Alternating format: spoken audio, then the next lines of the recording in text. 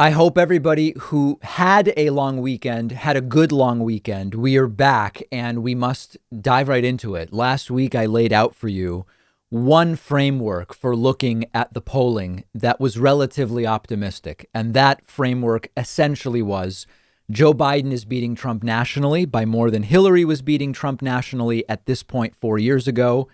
And Joe Biden is doing quite well in some important swing states.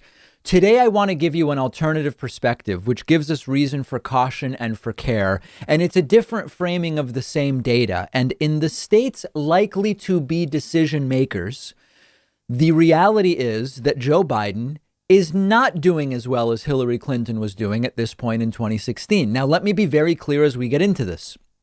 I'm not telling you which framework is correct.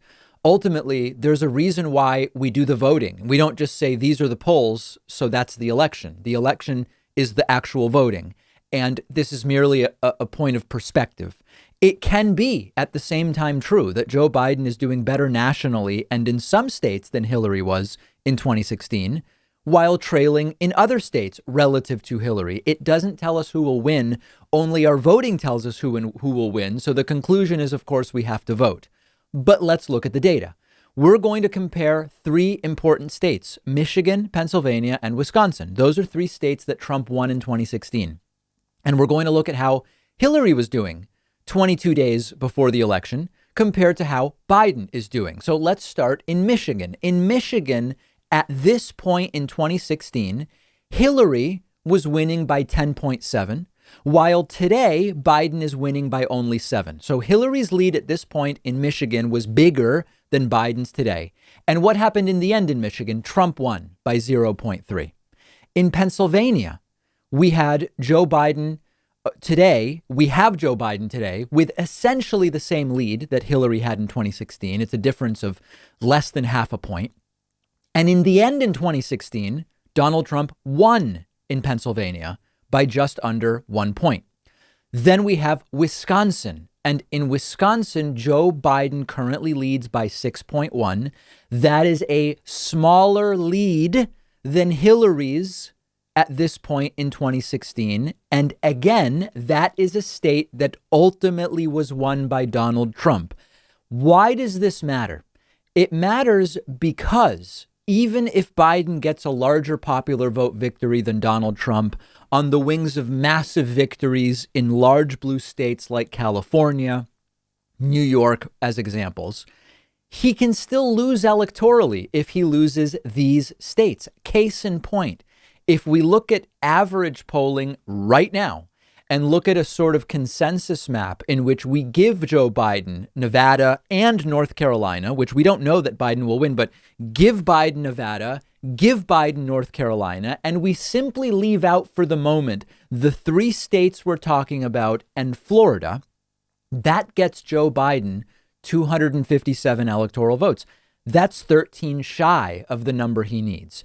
If in that scenario, Biden wins Michigan or Pennsylvania or any two of the three states, Michigan, Wisconsin, Pennsylvania, then Biden no longer needs Florida at all and Biden wins. But if Joe Biden ends up losing these three states that we're talking about, Wisconsin, Michigan, and Pennsylvania, all of a sudden, the entire election comes down to Florida and Florida alone, which did not go well in 2016 for Hillary Clinton. Now, of course, you can say, come on, David, the polling won't be wrong in all of those states. I certainly hope not. But remember, the polling tightened in the last 2 weeks. The exercise today is if we look at Biden today in Wisconsin, Michigan, and Pennsylvania, compared to Hillary 22 days out 4 years ago, Biden is not doing as well as Hillary was doing at that point. Of course, the polling tightened. So the point here is when it's this close, the confidence does nothing for us. We just have to know that these states look okay for Biden right now. They looked better for Hillary in 2016, and she lost those states and subsequently the election, which is why our conclusion from all of this beautiful academic exercise here. But the conclusion is we can do nothing other than vote in every state as if it's 50-50 and our vote, my vote, your vote could be the vote that decides your state. If you game it out That is the only rational approach to this election. I hope that is the approach you are going to be adopting.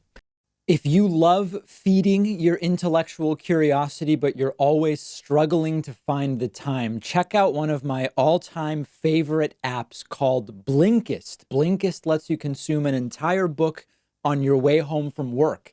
They take thousands of popular nonfiction books, condense each one into text or audio that you can get through in just 15 minutes, and you get all of the important core ideas and information from that book.